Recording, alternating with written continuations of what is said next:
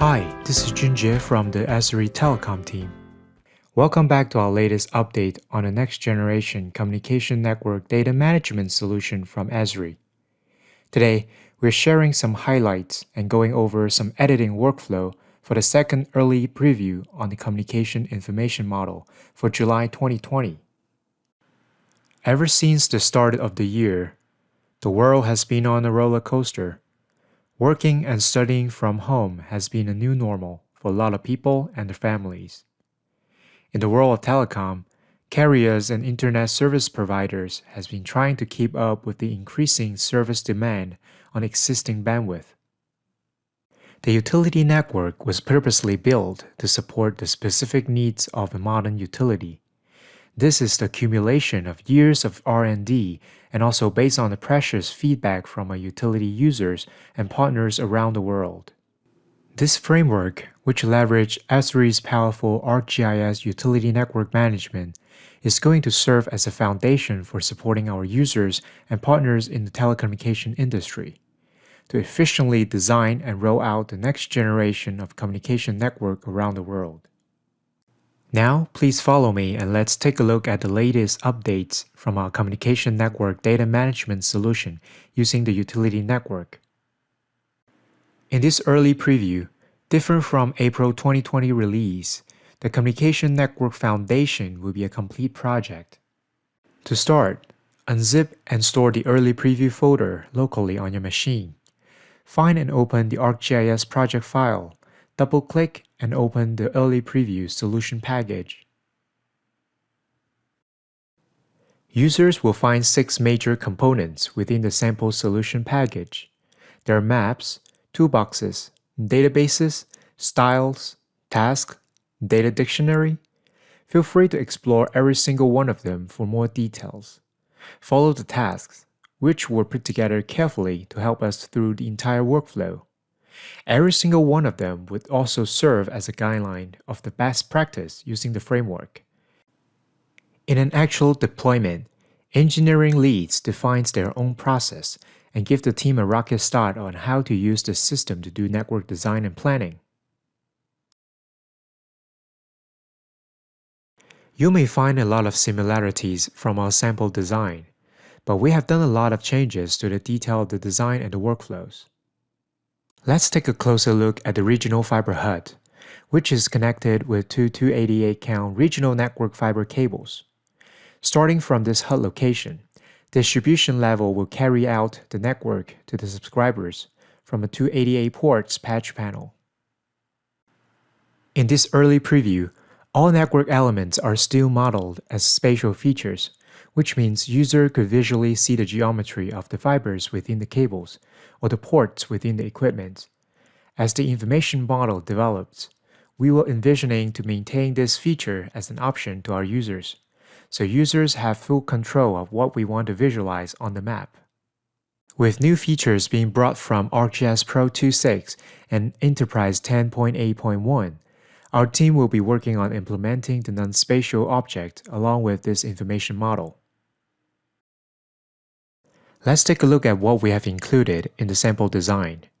We have built out a residential area with each household get assigned 1 fiber, and we have designed a commercial area where small businesses got assigned 8 fiber each. And we have also brought in network to a commercial or industrial area where larger institutions such as schools or hospital that needs more bandwidth than others. Let's put in some actions. First, we will start by placing some supporting structure. This information could come from either field collection or existing data. From the purpose of this demonstration, we'll be placing some aerial segments with poles and underground segments with handholds throughout the target area. The initial process helps us by laying down the structural foundation to support our new communication network. In this early preview, we have brought in the editing templates for vaults, knockouts, duct, and duct bank to enhance the detail of the structure network. And we will use some cinematic magic to finish the rest of the structures. At this transition point, I would like to include a splice point to showcase our splicing mechanism. Simply drop in a distribution splice and it's now ready for connecting two fiber cables. At this right angle turnaround, we'll be constructing and placing our distribution hub. There are some simple mechanics we would like to share with our users and partners, who will have the complete freedom to build the type of equipment, no matter who is the manufacturer or the engineering guidelines the project has to use. Our information model will love to provide these foundational capabilities to the groups. Here we simply use the 72 ports, each located on the front port on the distribution side and lay down the back ports on the access side.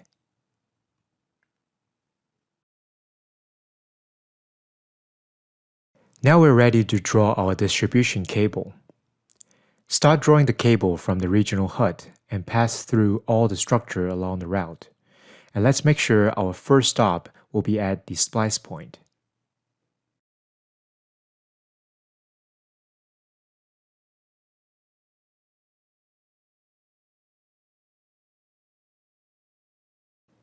And then we'll continue to bring the second cable towards our distribution hub.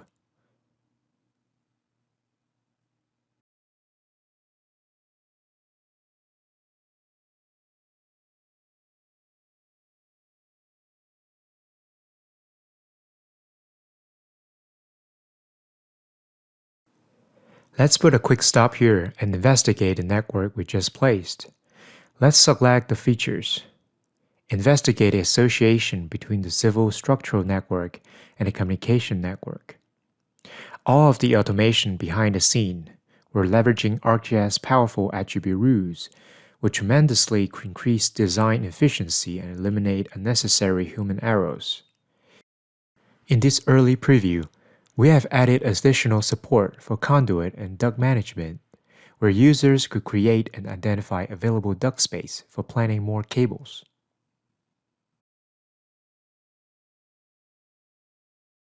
What's next?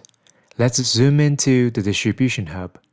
Let's build some interconnections between the two sides of ports, which channels the connectivity between the distribution and the access network. In the Utility Network ribbon, use the Modify tool within the Association tab. Create the association between the pairs of ports within the equipment.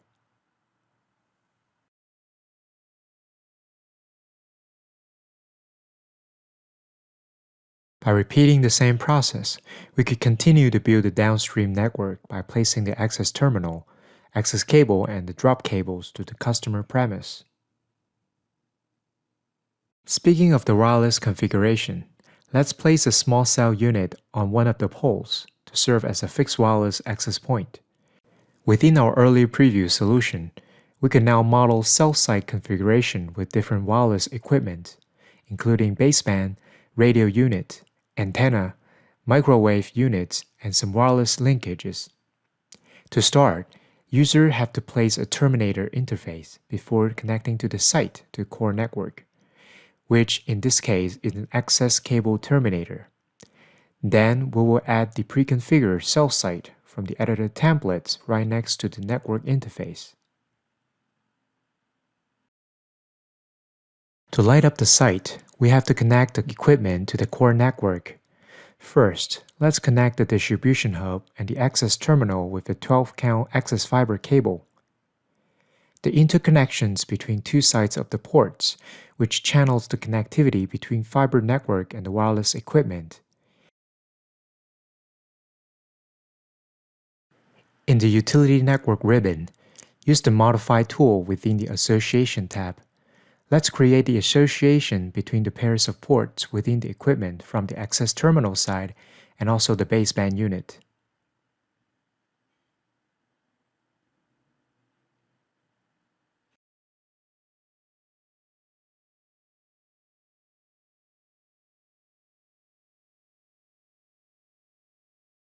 In the scenario of a microwave tower, we could add microwave antenna to the assembly to serve as a connection point. Here is a sample of a microwave setup that we have built for the project. You could clearly see the microwave linkage from the microwave antenna all the way to the east side.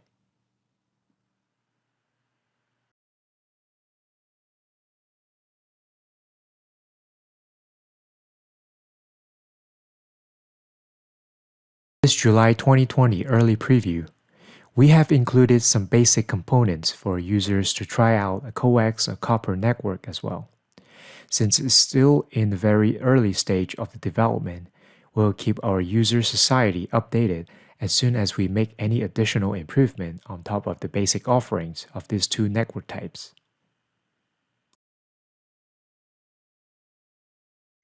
Let's take a step back and look at the design. Seems like we have done a great job together for the target area. In utility network, GIS administrators and engineers could set up network rules to regulate network topology to ensure data integrity and help engineers to design more efficiently. Users could check on the topology errors by clicking on the validate icon on the utility network ribbon to ensure data design integrity.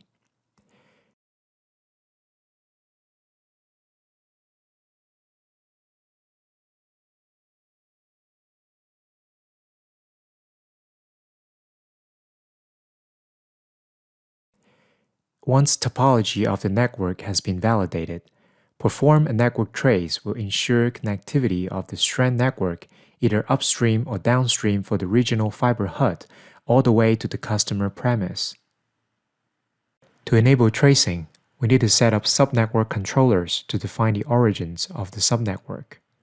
In our sample design, all the subnetwork controllers are placed at every single transition equipment between tiers.